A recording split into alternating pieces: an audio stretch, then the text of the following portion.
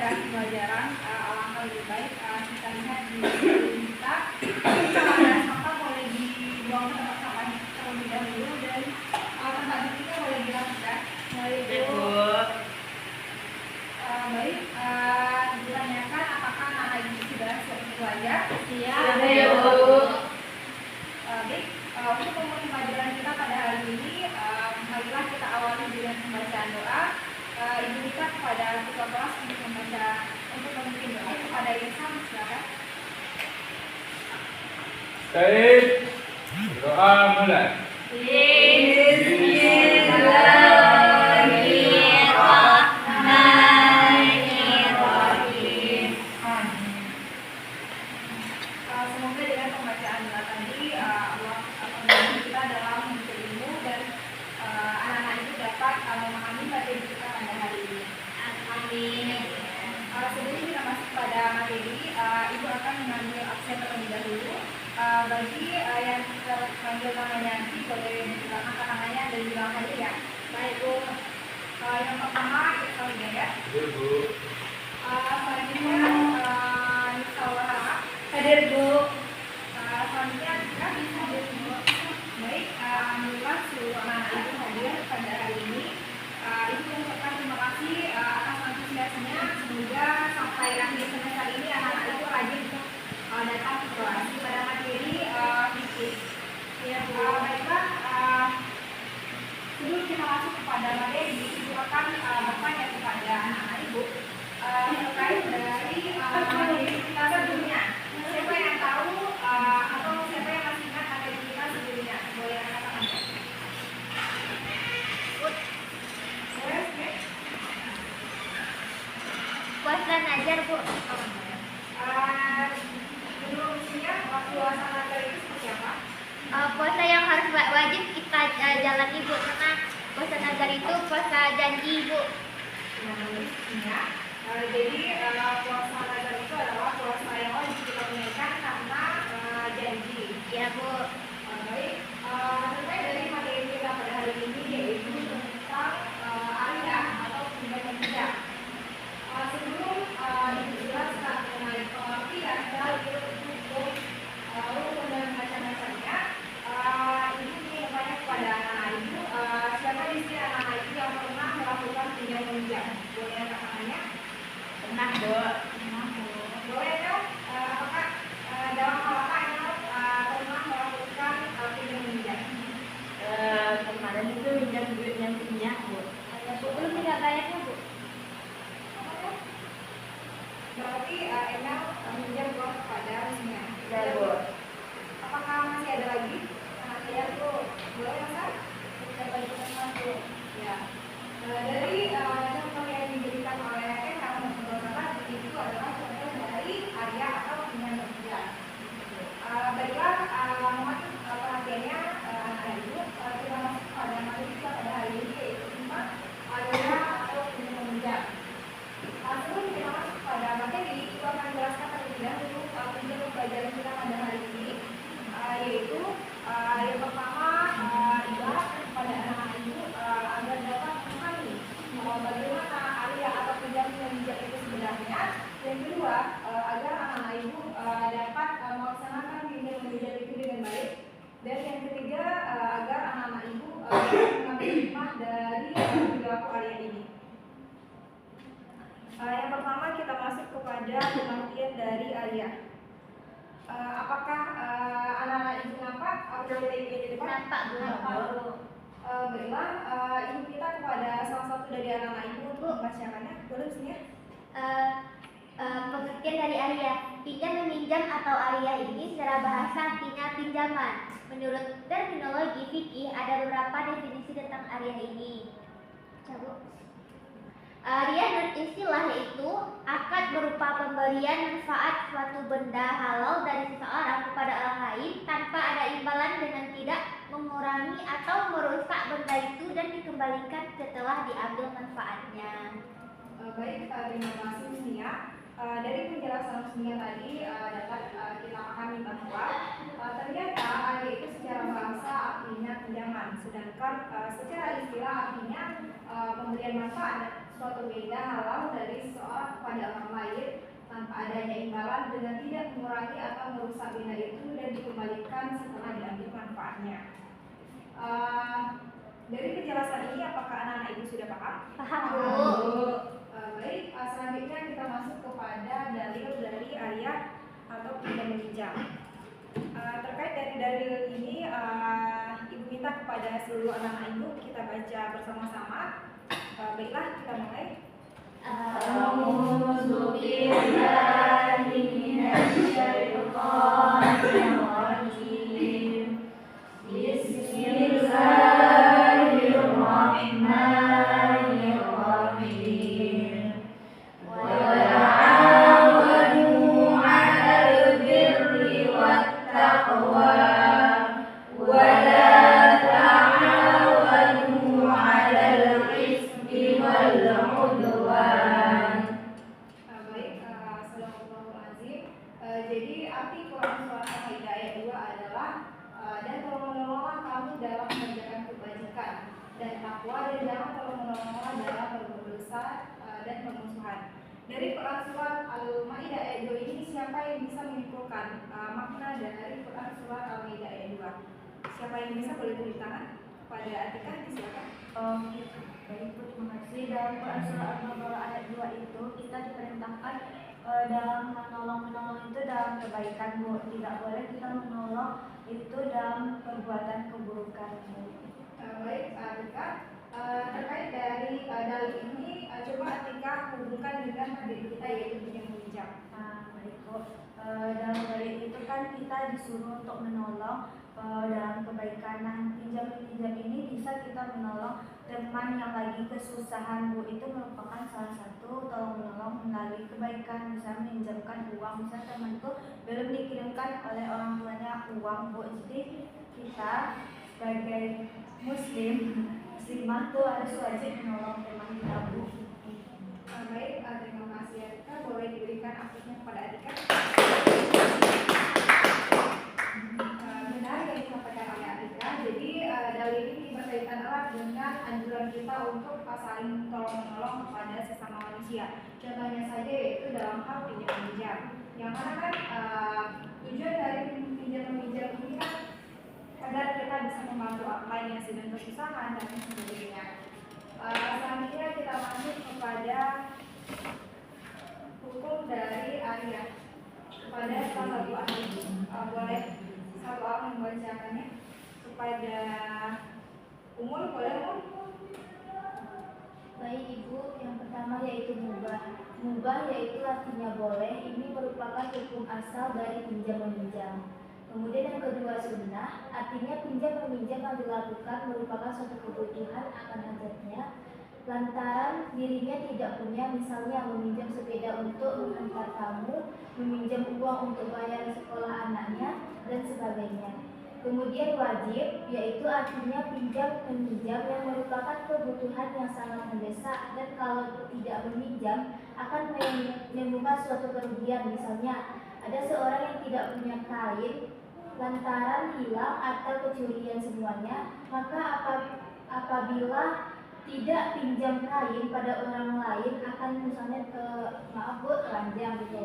Hal ini wajib pinjam dan yang punya kainnya juga wajib meminjami. Kemudian haram, artinya di sini yaitu pinjam meminjam yang dipergunakan untuk kemaksiatan atau untuk berbuat jahat. Misalnya seseorang meminjam pisau untuk membunuh. Nah, hal ini dilarang oleh agama. Contoh lain misalnya pinjam tempat atau rumah untuk berbuat maksiat. Sekian, Bu, kembalikan kepada Ibu. Baik, terima kasih Mul. Jadi hukum dari pinjam meminjam ini ada macam-macam, tetapi hukum asalnya itu adalah mubah, artinya boleh. Hukum ini dalam konteks kita sebagai orang yang meminjam itu ada barang. Yang pertama itu mubah. Jadi pinjam meminjam itu hukumnya mubah apabila ada teman, ada orang lain yang meminjam kepada kita, tetapi tujuan dari mereka meminjam itu bukan dalam hal yang terlalu genting. Misalnya ada teman yang mau meminjam pensil atau penghapus, sementara di samping kelas kita ada koperasi yang mereka bisa membelinya. Berarti kan itu masih ada solusi lain. Jadi itu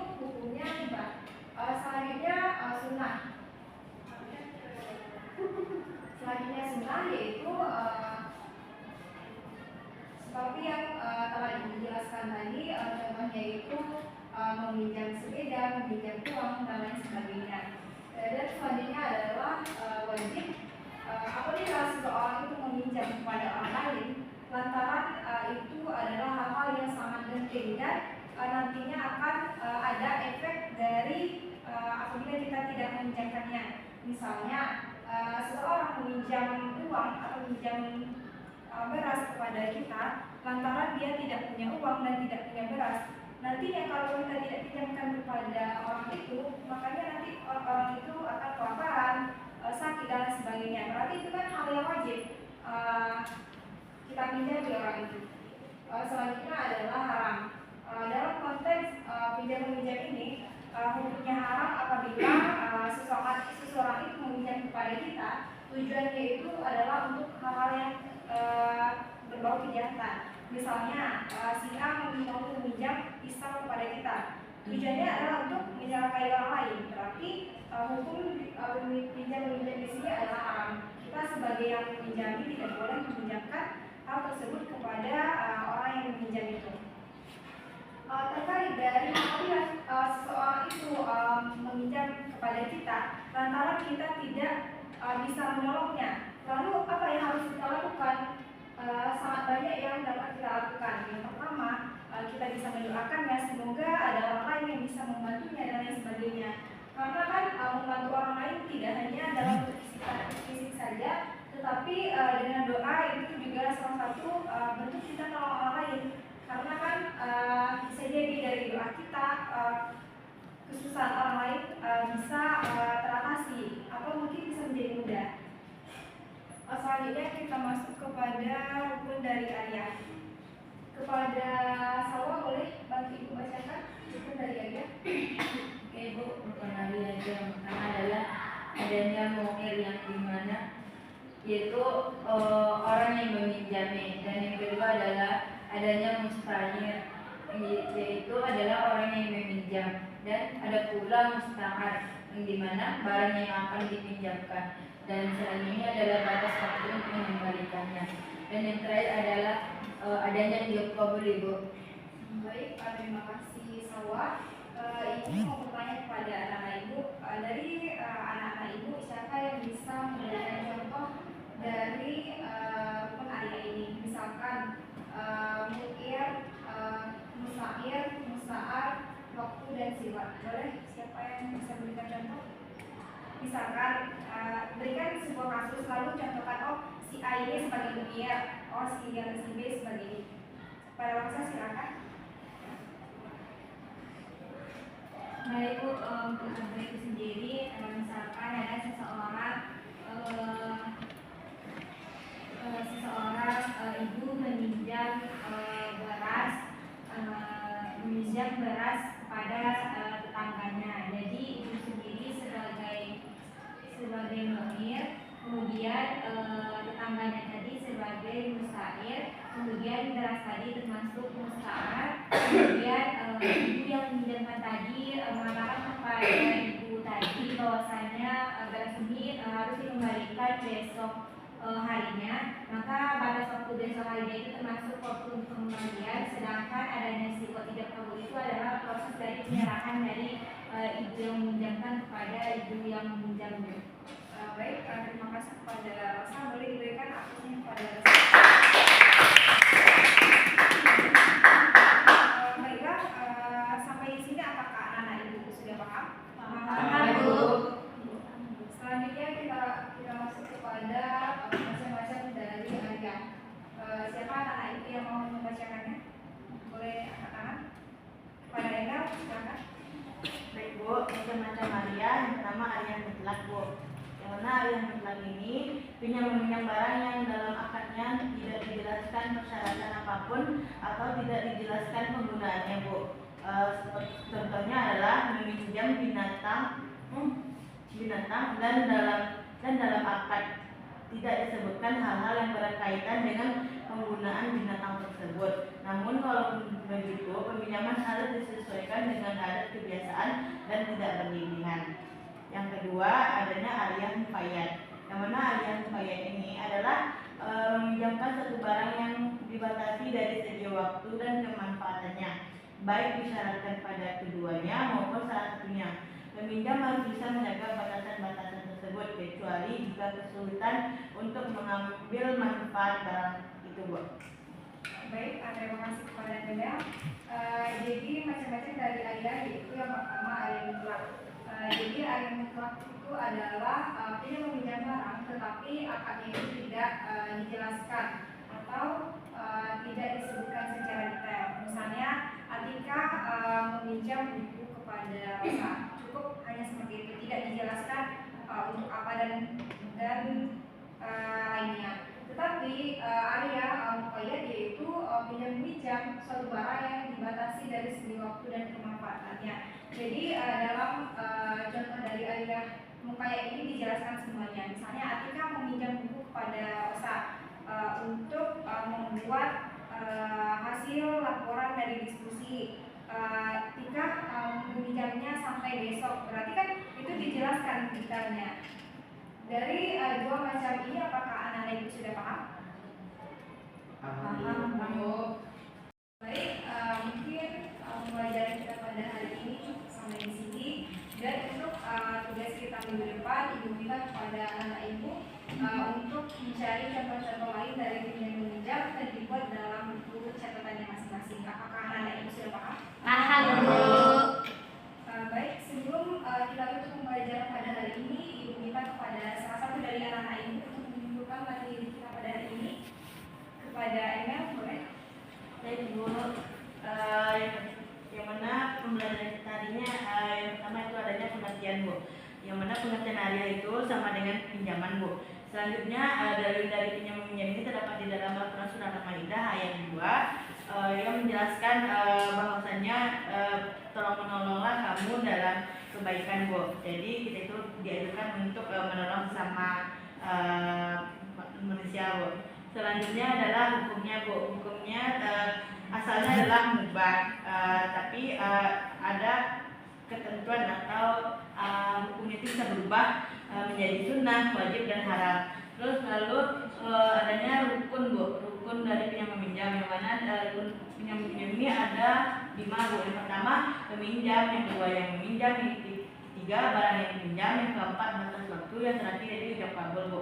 Selanjutnya yang terakhir adalah macam-macam dari pinjam meminjam ini, Bu. Yang pertama adalah arya mutlak, yang kedua adalah arya muqayyad, Bu. Baik, terima kasih kepada Emel. Boleh diberikan akusnya kepada Emel. Baiklah, selanjutnya ibu akan mengeluarkan materi kita pada hari ini. Jadi materi kita hari ini yaitu tentang pinjam meminjam. Yang mana kan dalilnya tadi dalam Quran Surah Al-Maidah ayat 2 itu kita dianjurkan untuk saling tolong menolong. Yang mana bentuk dari tolong menolong yang dapat kita implementasikan dalam kehidupan sehari-hari itu adalah arya atau pinjam meminjam. Yang mana dampak dari pinjam meminjam itu adalah kita bisa meringankan beban orang lain dan lain sebagainya. Dan terkait dari hukumnya itu ada peminjam, ada yang meminjam, ada barang, ada waktu dan ada ijab kabul. Dan untuk hukum dari pinjam meminjam ini, hukum asalnya itu adalah mubah dan hukumnya itu bisa berubah sesuai dengan kondisi pinjam meminjam itu, bisa menjadi sunnah, wajib maupun haram. Dan terkait dari macam-macam arya ini ada 2, yaitu arya mutlak dan arya muqayyad. Baiklah, hanya itu materi kita pada hari ini. Baiklah, ibu minta kepada ketua kelas untuk memimpin doanya. Kepada Mas Nia, silakan. Aisyah Iqra Hamdalah.